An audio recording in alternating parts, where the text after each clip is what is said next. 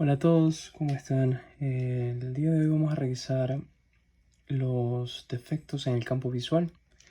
Vamos a interpretar este gráfico que he tratado de hacer para ver los diferentes niveles de lesiones que podemos tener y también para recordar un poco la anatomía. Normalmente nosotros tenemos un campo visual nasal y el campo visual temporal, hacia afuera y hacia adentro, ¿no?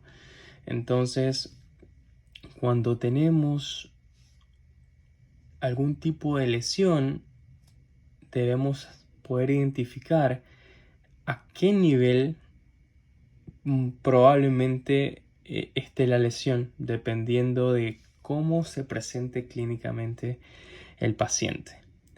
Ahora, en la retina, como vemos acá, en la retina, la parte nasal o la parte interna va a estar detectada, por así decirlo, por la parte lateral de la retina y el campo visual temporal por la parte interna de la retina, ¿verdad? Ahí pueden diferenciar los colores.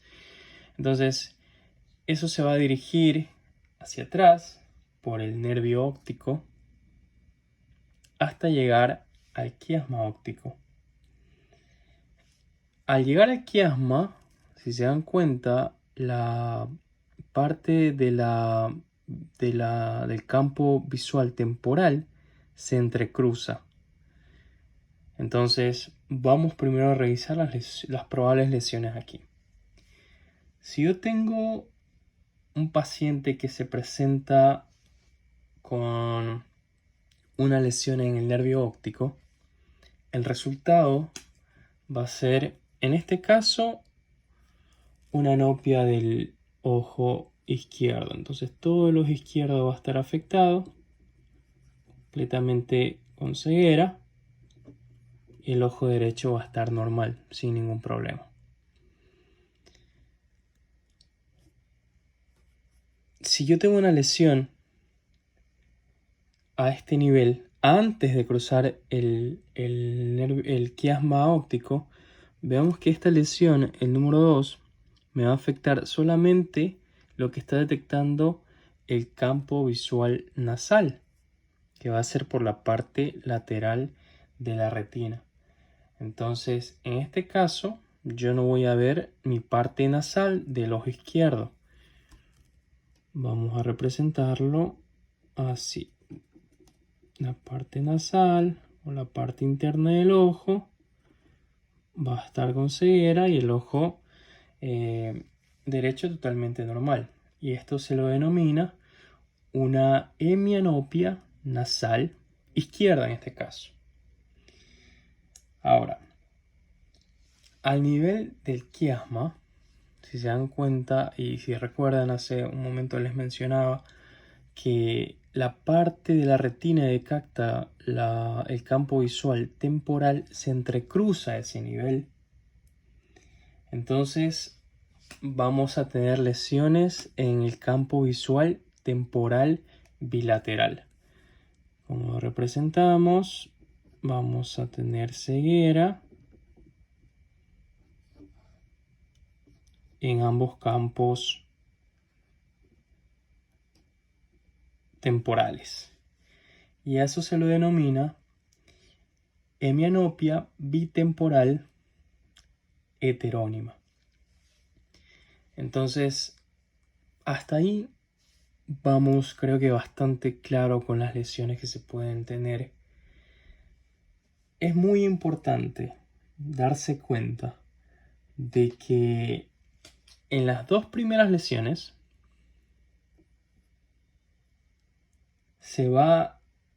la lesión siempre va a ser monoocular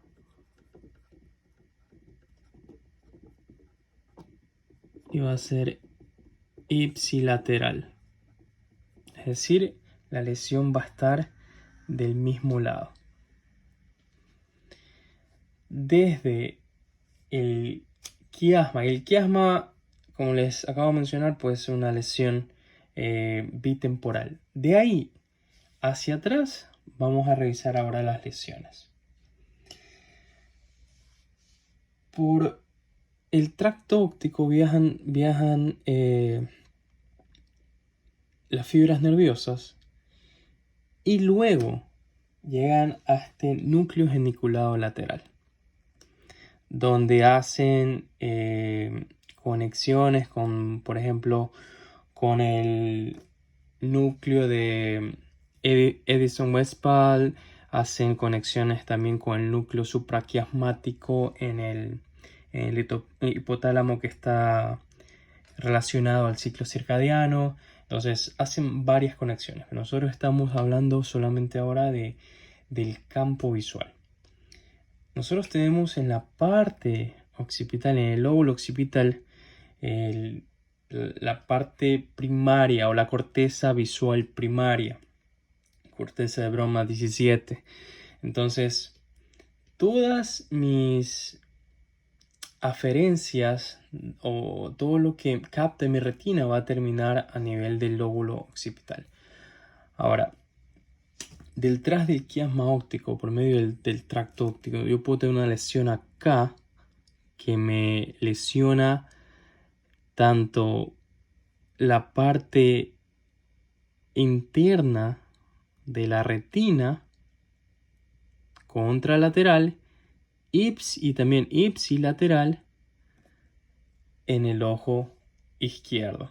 Esa es la parte externa de la retina que en teoría está captando todo lo de mi campo visual nasal.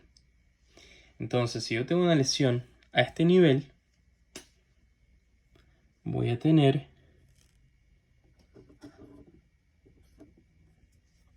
afectación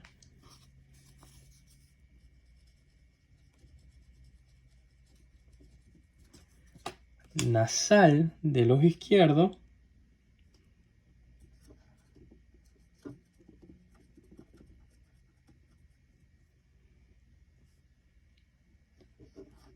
y temporal del ojo derecho,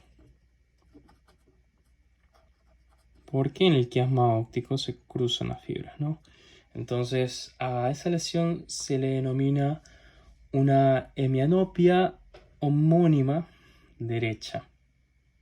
¿Okay? Entonces prácticamente la mirada hacia la derecha del paciente va a estar con ceguera. La parte nasal del ojo izquierdo y la parte temporal del ojo derecho.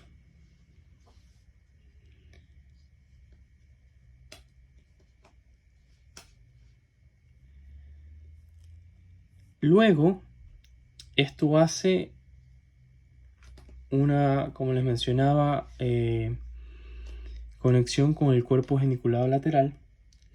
Y luego tenemos fibras que van hacia la corteza primaria, hacia la parte del... En el sulco, en la sulco calcarino, nosotros vamos a tener dos giros, dos depresiones en el lóbulo occipital, que es el giro cuneiforme, que está en la parte superior, y el giro lingual, que está en la parte inferior.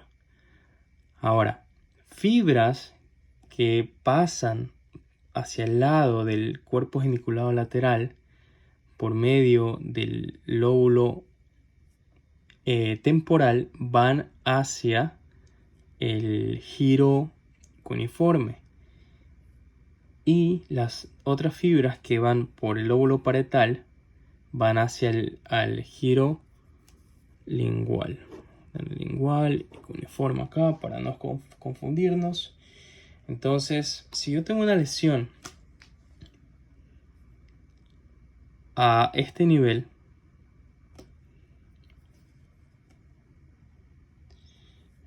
voy a representarlo así. Mi paciente va a llegar con una cuadrantanopía superior.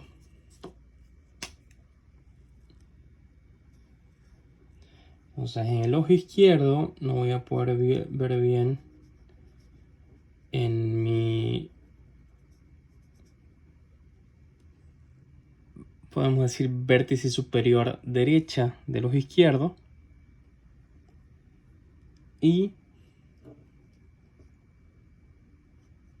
asimismo en el ojo derecho.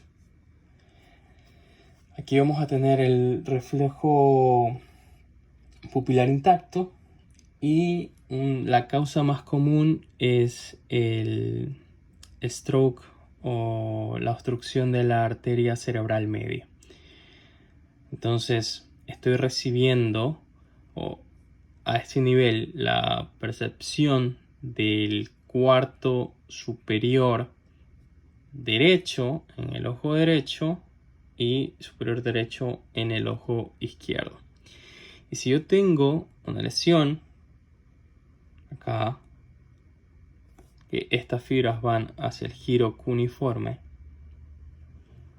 esta parte medial y esta parte lateral, la parte medial me va a lesionar la parte inferior de la retina. En la parte lateral voy a tener lesión de la parte superior de la retina, ¿verdad? Entonces, la lesión afectaría la parte inferior de la retina, en este caso inferior derecha, en el ojo izquierdo, inferior derecha en el ojo derecho, que es una cuadrantanopia inferior homónima derecha, porque están las fibras mediales. Y por último, a nivel de la corteza, ¿verdad?, que afecta en el lóbulo occipital, nosotros vamos a tener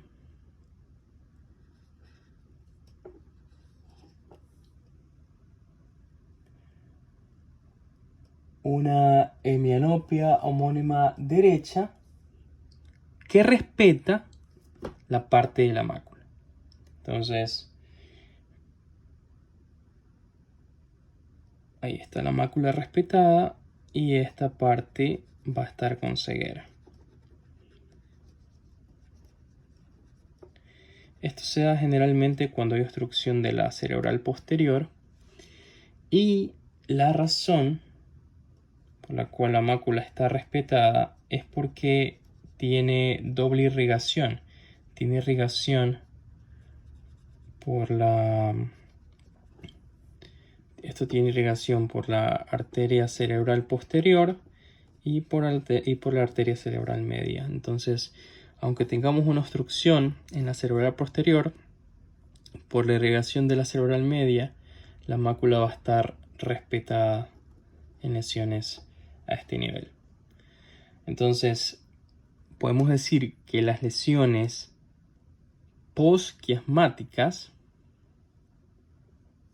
es decir, todas estas del 4 al 7, son lesiones contralaterales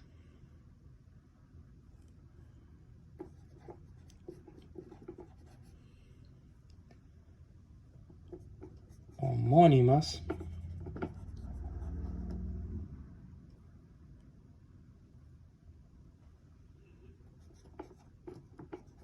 binaculares.